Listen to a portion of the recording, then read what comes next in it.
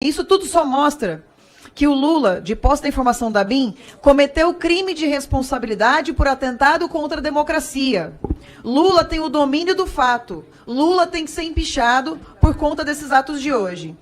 Então, a gente esclarece mais uma vez. Nós vamos pedir a prisão preventiva do general Gonçalves Dias. Não só a prisão preventiva, como a apreensão do passaporte. E o porquê dessa prisão preventiva? Porque ele pode destruir provas, ele pode ameaçar as testemunhas e pode fugir.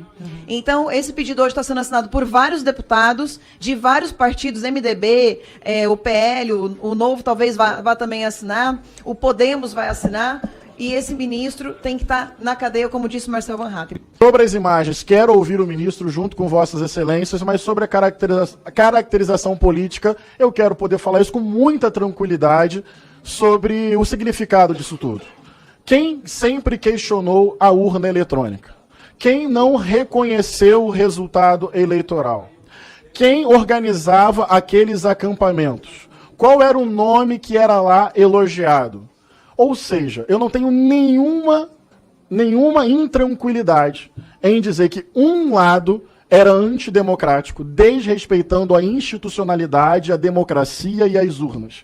Quero que toda a verdade venha à tona, por princípio, porque eu quero que sempre que ela venha, e por convicção política de que o golpismo, a antidemocracia, o desrespeito às urnas, não veio de quem venceu a eleição democraticamente. E sim, o acordo está feito, podemos e devemos, com tranquilidade e confiança, convidar o ministro para dar as devidas explicações que só ele pode dar. Gostaria de confirmar o que foi dito por Vossa Excelência. Nós achamos que é correto fazer hoje aqui a convocação do ministro Gonçalves Dias. Importante registrar que isso não seria possível em termos regimentais, porque essa não é uma audiência deliberativa. Então, a convocação será feita como extra-pauta por causa do acordo. Só quero deixar isso registrado para a gente não transformar isso em algo recorrente. Há uma excepcionalidade. Eu reconheço isso como líder do governo. Por isso, em nome do governo, a gente faz o acordo para garantir a convocação. Só pedir para deixar registrado que há uma excepcionalidade para que isso não se torne usual e com utilizações políticas não pertinentes. Um último detalhe a ser colocado é que estas imagens, elas estão com o STF, Supremo Tribunal Federal, desde o início, sob o inquérito. Só uma questão de informação mesmo, porque foi colocado aqui em uma das falas, como um possível encaminhamento, enviar ao STF. Isso é importante dizer. O governo não blindou, o governo não apagou, o governo entregou ao Supremo Tribunal Federal, que tem todas estas imagens há muito tempo. Então, no caso, sequer é uma novidade em termos de investigação na instância máxima, que é o STF. Então, não tem blindagem, não tem manobra, tem a necessidade, sim, de ouvir o ministro Gonçalves Dias. Podemos fazer o acordo, colocar o extra-pauta via uma extraordinária e convocar imediatamente o ministro. O governo tem tranquilidade com relação a isso. E nesse 1 minuto e 15 segundos que restam, sinceramente, sobre as imagens, quero que o ministro possa falar, mas sobre a... Senhores, silêncio, por gentileza. Gostaria só de que parasse o tempo, não precisa nem recompor. Obrigado. Estão querendo obstruir tudo isso, alegando que é necessário instalar uma CPI no dia 8 de janeiro. Instalar a CPI no dia 8 de janeiro significa soltar bandidos, soltar terroristas, soltar criminosos.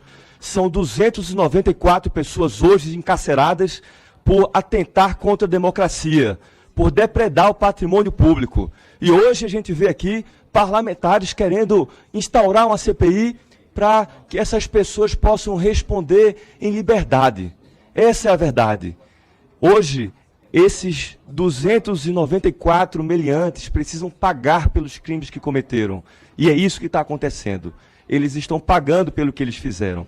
E se formos instalar aqui nessa comissão, aqui no Congresso, uma CPMI para investigar isso, vamos investigar por que o contingente de policiais, por que o contingente de policiais recuaram, por que quem que deu a ordem para que aquelas pessoas invadissem o Congresso, de onde partiu Seu tempo, deputado Túlio.